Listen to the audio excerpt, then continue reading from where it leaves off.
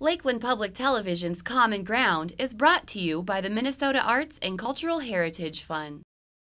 I am Adeline Bells from Bagley, and I am here today to introduce you to the book that I have written about the history of our local newspaper, the Farmers Independent.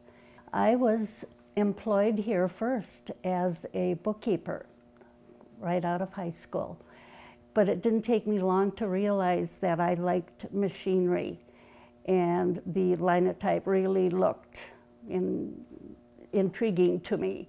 So I learned how to run the linotype, and I did that. I worked here for 20 years, and most of the time, half time as linotype operator and half time as bookkeeper. This is the copy of the Farmers Independent that I found in my trunk, and it's volume 1, number 2, dated December 5, 1918.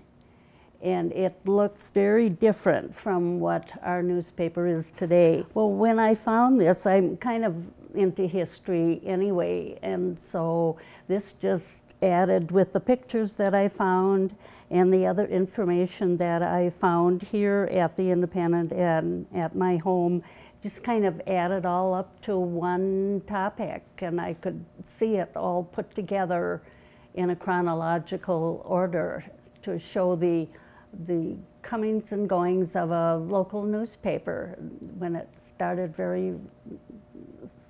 out very early, and then went on through its history. It was interesting to see the differences. I'm Tom Burford. I'm the manager and editor of the Farmers Independent, the only co-op newspaper in the state of Minnesota. Today is just give you what I call the nickel tour of the Farmers Publishing Company, and we'll start at the front office where people come in through the front door. Okay, right here they'll come in and we'll wait on them at the counter, and then the process is news items go into that tray there for the typesetter. Printing items go over here. We take in advertising, job printing orders.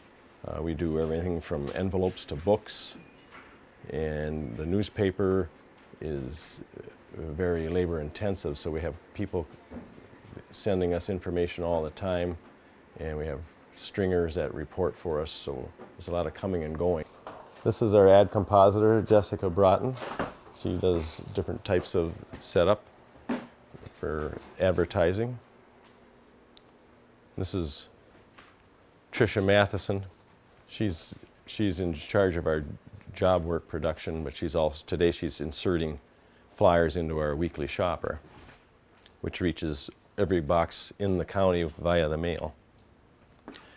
And back here is where we have a lot of our machinery for basically bindery equipment. This is a hydraulic paper cutter, and no home is complete without one of these. This is a paper drill that it's so old we can't even get the parts for it anymore, which is one reason we bought our new drill. But I think this actually predates the probably early 20s. This is a high-powered stitcher. We can do side stitching and saddle stitching on booklets.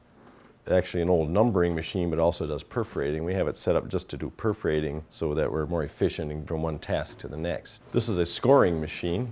So if you have a booklet that or a form that needs to be folded very neatly, you just, and it's heavy stock, you just crease it with this, and then it folds up in a perfect line. But in the interest of efficiency, we just have it do scoring.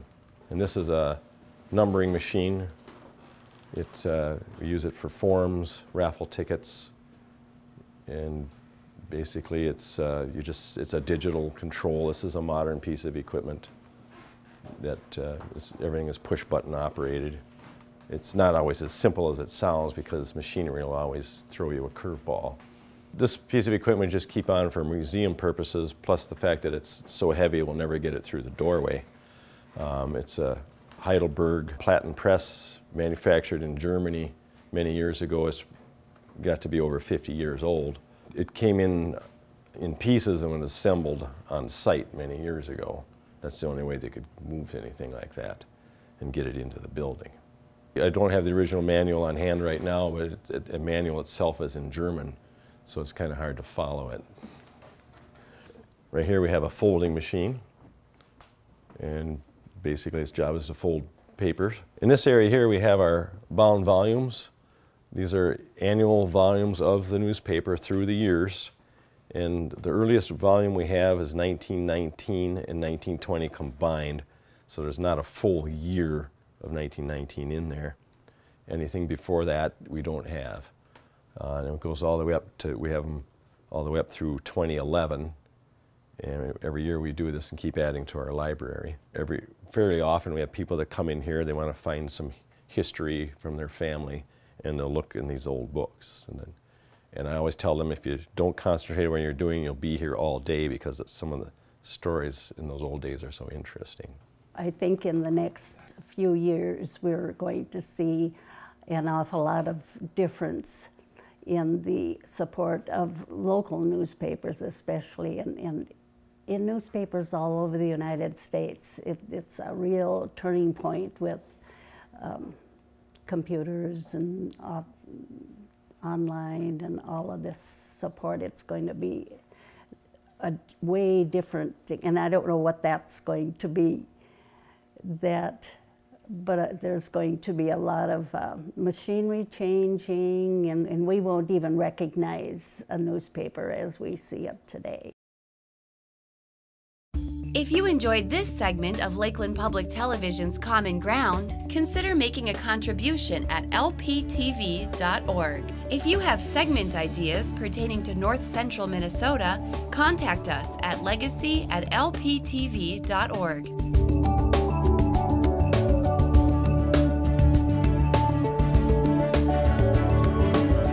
Common Ground is funded by the Minnesota Arts and Cultural Heritage Fund by the vote of the people on November 4th, 2008.